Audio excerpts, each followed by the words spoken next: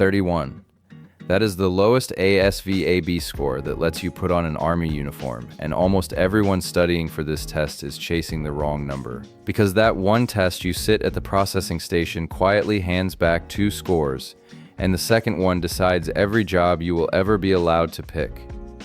I'm Erica, and that gap is exactly where people leave good careers on the table. The ASVAB is the Armed Services Vocational Aptitude Battery, the military's aptitude test, and today we go deeper into what those scores really do.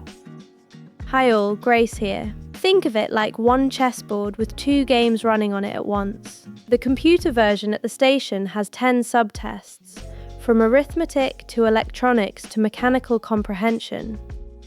Liam jumping in because this is the part that confused me. So you take it once, but it spits out more than one result.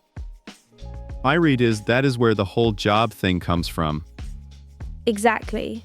One sitting feeds 2 very different scores, and that is the move almost nobody plans around 2 steps ahead. Let me put those 2 scores side by side so the difference is impossible to miss.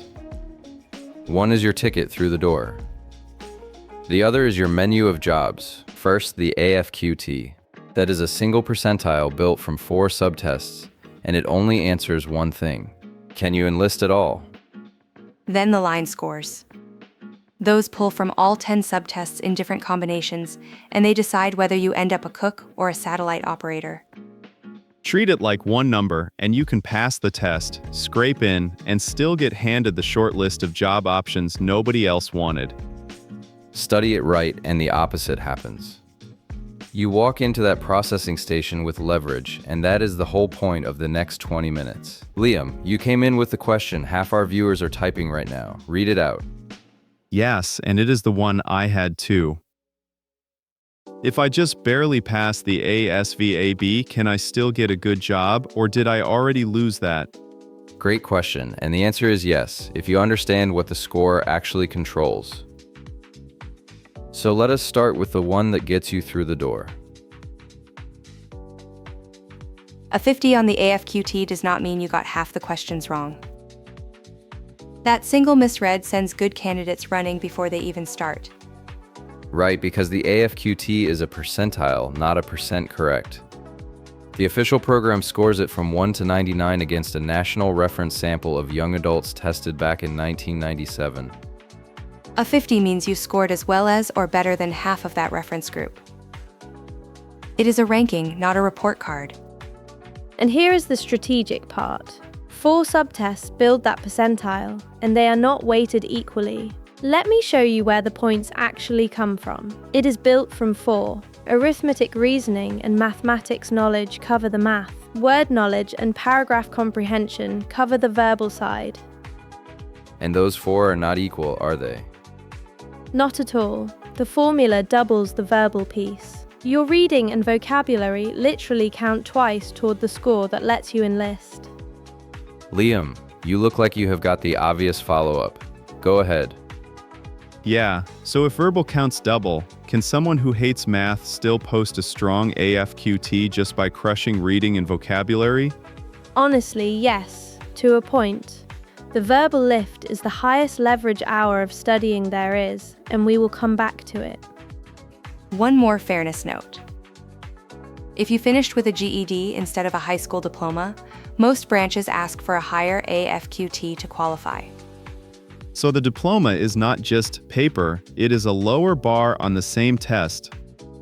That is exactly the kind of misread that scares good candidates off before they even try. One thing before the next part, and then we move right on. If any of this is clicking, tap that like, hit subscribe, and ring the bell for the next one. It takes a second, it costs nothing, and it helps more than you would think. Here is the moment that decides a lot of careers, and there is real disagreement on it. You pass. A recruiter slides over an open contract today. Do you sign that first available job to lock things in, or walk out and retake to qualify for the job you actually want? Erica thinks a signed contract beats a maybe. Grace says the score is leverage you only spend once. Take the bird in hand. A real contract with a real ship date and a real bonus is worth more than a job you might qualify for after a month of studying that might not move your score. Recruiting needs change. The slot that is open this week can close next week. People who hold out for the perfect job sometimes wait months and lose momentum entirely. I'd push back. You enlist once, and the job you sign shapes your training and your civilian skills for years. That is not a slot. That is a decade. Grace, before you go further, what does retaking actually cost someone? 1 month. The official retest rule lets you retake after a single calendar month, and a focused 30 days on the verbal subtests can swing a percentile hard. Hold on though, isn't there a real risk the retake comes back lower? It can, which is the honest catch. But you study before you sit again, so a prepared retake usually moves up, not down. The gamble is doing nothing. And I will concede the real downside of my side. Signing the first open contract can lock you into a field you did not choose, with no easy exit for years. So let me call it where the official rules actually land. Both of them are partly right, and the deciding factor is your score headroom. Here's what I would do. If a high-demand job you want is just out of reach and the rules let you retake in a month, the smart play is to study and retake, because the leverage is real and cheap. But if you scored well and a job you genuinely want is open now, take it, because waiting for perfect can cost you the whole season. That is fair. Headroom is the right tiebreaker. And the line nobody should cross is signing a job you do not want just because a recruiter is in a hurry. That decision is yours, not theirs. Line scores are where strategy actually wins. So let me show you how a job opens or closes on a number you control. Every branch builds its own composites by adding certain subtests together, and each job lists a minimum it demands. Take the Army's most important one, the General Technical Score, the GT. It is your verbal expression plus arithmetic reasoning. A higher GT quietly unlocks the better military jobs and even the minimum for officer candidate school. The Air Force and Space Force do it differently, with 4 composites they call MAGE. MAGE stands for Mechanical, Administrative, General, and Electronical. Each Air Force job needs a minimum in one of those buckets, so your electronic subtest can literally open a cyber field. Now the question everyone actually wants answered. What is the lowest score each branch will take? Let me put the real minimums on the board. Army, Navy, Air Force, and Marines all start around 31 with a high school diploma and about 50 with a GED. The Coast Guard sits highest, the most selective of the bunch. And do not be fooled by the Space Force technically matching the 31 floor. In practice, it is the toughest enlisted door, with recruits posting scores in the 60s and 70s. Here is the payoff. A higher line score does not just unlock more jobs, it can attach an enlistment bonus when it qualifies you for a high-demand, critical skill field. And the flip side stings. Skip the technical subtests and you can clear the enlistment bar but still get quietly locked out of every mechanical and electronics field on the list. Picture a recruit named Diaz, an 18-year-old who only studied the math and reading.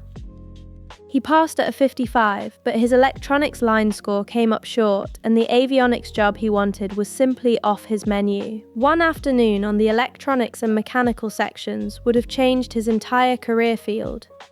That is the cost of treating it like one number. So if I have got 30 days and a free weekend, what is the smartest order to actually study in? Order matters more than hours, so let me lay out the efficient path. Do the highest payoff work first, then widen out. Step 1. Hit the verbal subtests, like word knowledge and paragraph comprehension, because they count double on the percentile that lets you enlist. Step 2 is the math. Arithmetic reasoning and mathematics knowledge round out the enlistment score. Step 3 is the one people skip. Drill the technical subtests like electronics and mechanical comprehension, but only the ones the line scores for your target job actually need. Step 4. Take at least one full-timed practice test before you ever walk into the processing station. The real thing should not be the first time you feel the clock. Here is what I would actually do. Before you spend a dime, the best tools are free and official. March to Success is an Army-sponsored program, completely free with no obligation to join. The official ASVAB program also gives you free sample questions right on their own site, organized by every subtest. It costs nothing. The mistake is paying for a fancy prep course before you have even tried the free government tools that built the test. Carry this home. The ASVAB is not a wall you pass or fail, it is a dial you can turn, and every point you turn it buys you more choice. The short version, the AFQT is the percentile that lets you enlist and line scores pick your job. The verbal subtests count double, so they are the cheapest points you will ever buy. The first thing I would check tonight is one free timed practice test, to see where your verbal and technical scores really sit. Send this to anyone staring down a recruiter, because one afternoon on the technical sections can decide which jobs even show up on their menu. The number I cannot unhear is 1 month. That is all the rules make you wait to retake and turn a near miss into the field you wanted. If this helped, hit like and subscribe. Next up is the one nobody preps for, how to actually pick your military job once your scores come back. Here's the one for the comments. If you could lock in any military job today, which one would you chase? And is your score there yet? Focus is a renewable resource. Spend it on what moves the needle. I have to admit, Kai made that look easy. Solid 9 out of 10. This is Professor Erica. Thanks for watching and signing off.